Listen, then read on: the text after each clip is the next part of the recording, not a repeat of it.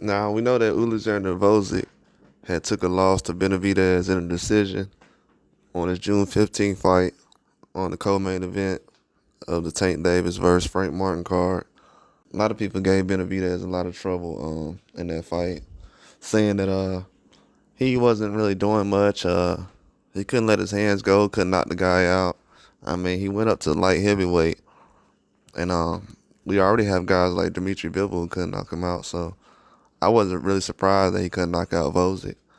I actually thought Gvozdyk had a chance to win that fight. The guy's he's going to be in the Hall of Fame one day. He's been in some of the toughest fights I've actually seen, and he's going to return soon. He's going to be having a quick turnaround. He's not going to be sitting out a long time. He's been out for a couple of years, so at 175, I do not expect him to fight Morrell next.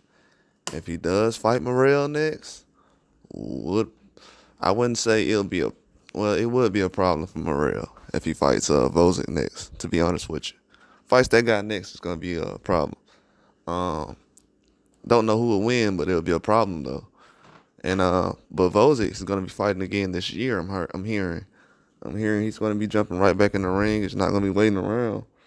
And that's good news for a lot of people who's actually trying to get back in the mix of things, especially at certain weight classes like 175, where Bitterbiev and Bivol has got pushed back multiple times.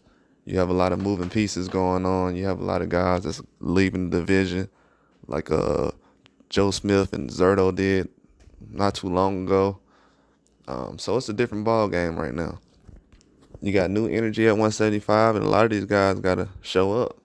If you don't show up, might end up getting replaced.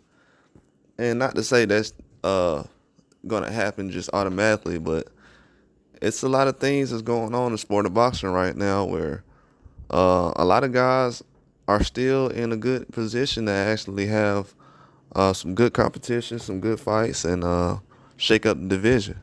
I don't think a loss, what people are going to realize is I don't think a loss is going to have a factor on a lot of fighters. Like Big Baby Miller, he lost, but look how he bounced back. Daniel Dubois had a loss, look how he bounced back. Anthony Joshua had a loss, look how he bounced back. Bacoli has a loss, look how he bounced back. So I think Gvozdyk, he's going to have an opportunity to prove himself again and show that he's worthy of being top 5 in that division. And a lot of guys who was trying to move up and make some things happen, and they think, well, Benavidez struggled against that guy. Well, you jump in the ring with him and see how it goes, you know. Just because Bitterbiev has knocked the guy out, Bitterbiev has knocked out a lot of guys who've never been stopped before, especially the way he stopped them.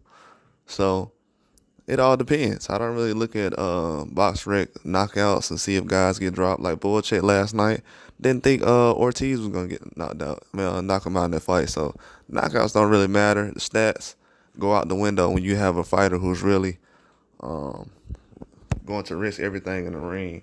And Gvozdyk is that type of fighter. This is where you separate the men from the boys, because a lot of these guys, they get losses and they sit out for a year or two. They don't know how to bounce back.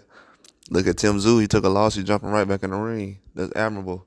That's what I that's what I like to see in boxing.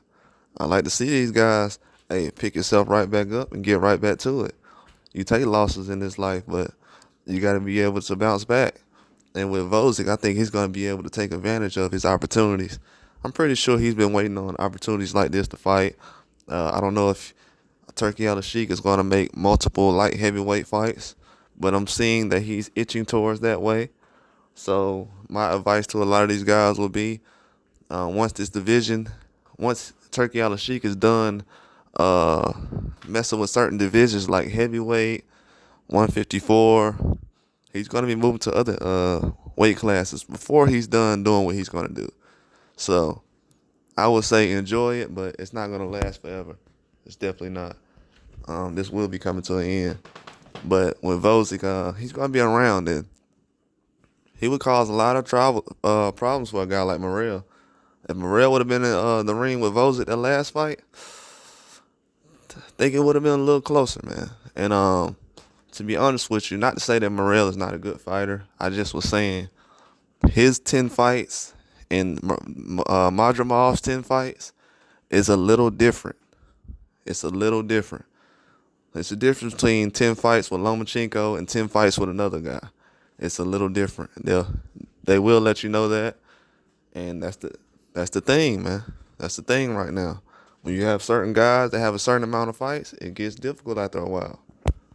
But I definitely like what Gvozdyk is bringing to the table, especially when he came in weight, came in shape. He did an excellent job performing against Benavidez, a guy he's familiar with, and it was an excellent performance. And I feel like he'll be able to defeat a lot of guys still. Let's just say he was rusty in that fight with Benavidez. He did have a couple of fights last year, 2 or 3 tune-ups, but let's just say he was still rusty. His timing was off a little bit.